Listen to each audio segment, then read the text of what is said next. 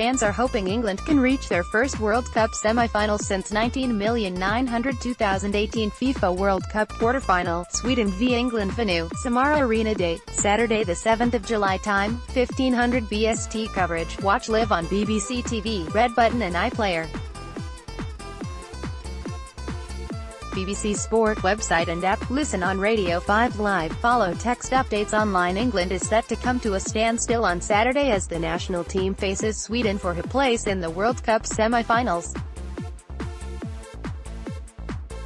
With the country basking in a heatwave, millions of fans will follow the match in Russia. Across the BBC at 1500 British Summer Time, England have not reached the last four of the tournament for 28 years and their sole triumph came in 1966, manager Gareth Southgate said. "We're improving and want to make history. England are favourites to reach the last four from what is considered the easier side of the draw, with the winners of the match in Samara facing Russia or Croatia, who play at 1900 on Wednesday."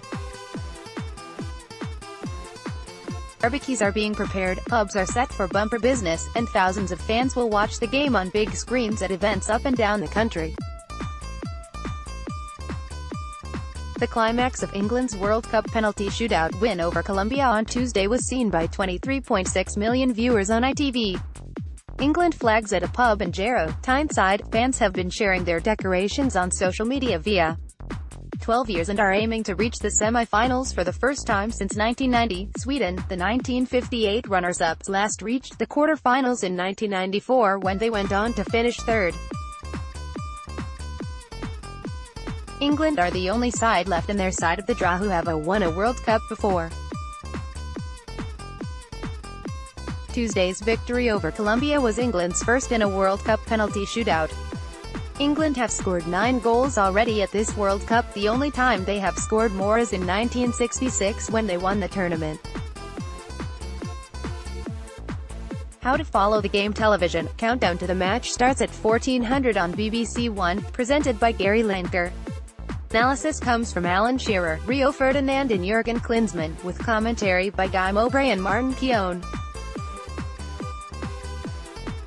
Radio build-up begins at 6 o'clock with Rachel Burden in Samara, followed by Robbie Savage's World Cup breakfast, 8:30.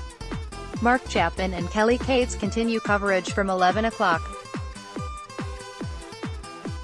John Murray is the match commentator alongside Chris Waddle, with post-match reaction in 606, online, latest news, social media, video clips, photos and updates from 7 o'clock before full live text commentary on the match.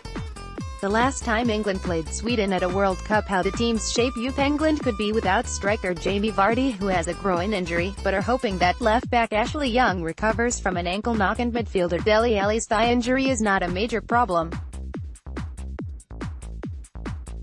Captain Harry Kane is aiming to become only the second Englishman after Lineker to win the Golden Boot for the World Cup's top scorer. He needs 1 goal to break Lineker's feat of scoring 6 times in 1986. Sweden are 24th in FIFA's rankings, 12 places below England, and are without national hero Zlatan Ibrahimovic, who retired from international football 2 years ago. But they finished ahead of the Netherlands in qualifying, beat Italy in the subsequent playoffs and topped the group in Russia containing defending champions Germany. After Sweden's 2-0 win over Switzerland, which sealed a spot in the last 8, coach Jonna Andersson said, "We're not satisfied with what we've done, we want to win the next match too." Head-to-head matches 24, England won 8, drawn 9, lost 7. All you need to know about Sweden. One man who might have mixed feelings should Tottenham striker Kane score again is Swedish Prime Minister Stefan Löfven. Löfven is a passionate Spurs supporter and treasures a football program signed by the striker. Football's coming home? 3 Lions, how it's coming home, went viral first time around. Expectation levels among England fans were relatively low ahead of the tournament after a series of previous disappointments, including a humiliating knockout defeat by Iceland at Euro 2016. The team, rated 16-1 chances by bookmakers before the World Cup, were down to 4-1 joint second favourites after beating Colombia on penalties to reach the quarter-finals. Early exits for defending champions Germany, plus Argentina and Spain, and England's performances, including their record World Cup win, 6-1 against Panama, have boosted optimism. Many supporters have been chanting, singing or simply declaring, "It's coming home," in reference to the Three Lions song written for Euro 96 by comedians David Baddiel and Frank Skinner with the band The Lightning Seeds. The World Cup match takes place on a busy sporting afternoon that also includes Wimbledon tennis, qualifying for Formula One's British Grand Prix at Silverstone and the first stage of cycling's Tour de France. While the rest of the country grinds to a halt, some are going to be caught in a clash with the country's biggest game in years, with weddings, births, work and cricket matches among reasons people will miss out. Why some people won't be watching England v Sweden. Southgate, leader and unlikely fashion icon Southgate and Colombia coach Jose Pekerman console Mateus Uribe after the penalty shootout defeat to England. England manager Southgate has been winning fans with his calm demeanour, sporting behaviour and a nice line in waistcoats. Retailer Marks. Tom Duggan wrote a consoling letter to Southgate following his penalty shootout miss against Germany in the semi-finals of Euro 96. Southgate, then an Aston Villa player, responded with a letter and signed photograph, writing, "I just wanted to thank you for your kind words which were a great help to me during a difficult time.